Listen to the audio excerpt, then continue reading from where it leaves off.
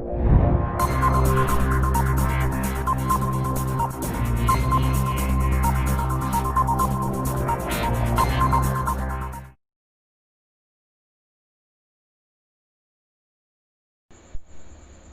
विद्यार्थियों, नमस्कार। आपका एक बार फिर से मेरे YouTube चैनल पर स्वागत है। आप आज मौर्य वंश के तहत चंद्रगुप्त मौर्य के बारे में जानकारी लेंगे।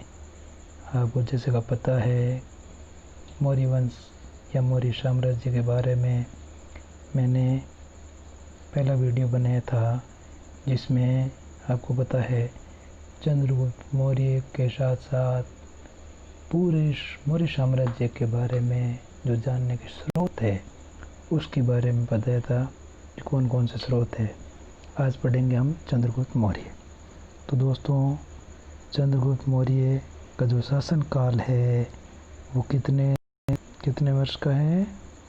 322 से लेकर के 298 ईसा पूर्व। याद रखना, 322 ईसा पूर्व से 298 ईसा पूर्व।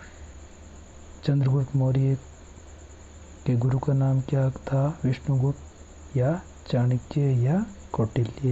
ये तीनों नाम एक ही व्यक्ति के नाम है दोस्तों। तो चंद्रगुप्त मौर्य ने नंद वंश के अंतिम शासक घनानंद को हरा करके 322 ईसा पूर्व में मौर्य साम्राज्य की स्थापना की। चंद्रगुप्त मौर्य की जो चंद्रगुप्त संज्ञा है उसका साक्ष्य हमें रुद्रदामन के जूनागढ़ अभिलेख से मिलता है। इस प्रकार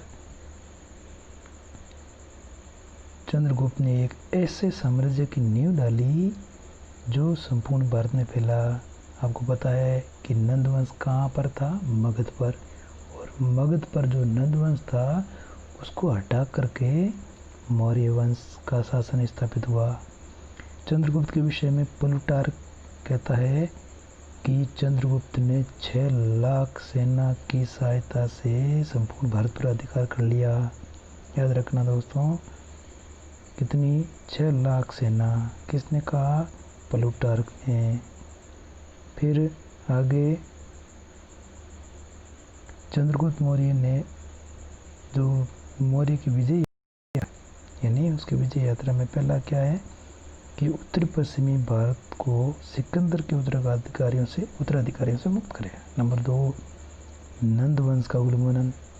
नंबर 3, सेल्यूकस को पराजित करना।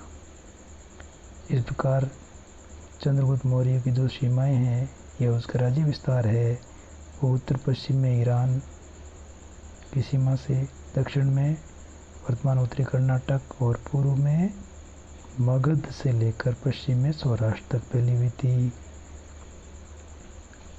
चंद्रगुप्त मौर्य और मैसेडोनिया के शासक सेल्यूकस निकेटर के बीच में 305 ईसा पूर्व में युद्ध हुआ था, जिसमें सेल्यूकस पराजित हुआ। याद रखना प्रिय विद्यार्थियों कि मैसेडोनिया का शासक कौन था? सेल्यूकस निकेटर उसकी उपाधि थी और निकेटर का अर्थ होता है विजेता। दोनों के बीच युद्ध हुआ। युद्ध में चंद्रगुप्त मौर्य की विजय हुई और सेल्यूकस हारा। तो संधि की शर्तें इस प्रकार से है। नंबर 1, सेल्यूकस ने मौर्य के साथ यानी चंद्रगुप्त मौर्य के साथ अपनी पुत्री का विवाह किया और देश में 4 प्रांत दिए दोस्तों।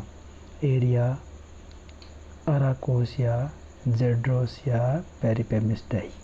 आपको पता है कि एरिया हेरात को कहा जाता था, अराकोसिया कंधार को कहा जाता था और जेड्रोसिया बलूचिस्तान को कहा जाता था और पेरिपेमिस्टाई काबुल को कहा जाता था। इस प्रकार से ये 4 प्रांत प्राप्त हुए। और प्लूटार्क ने लिखा है कि चंद्रगुप्त ने भी सेल्यूकस को 500 हाथी उपहार में भेंट की।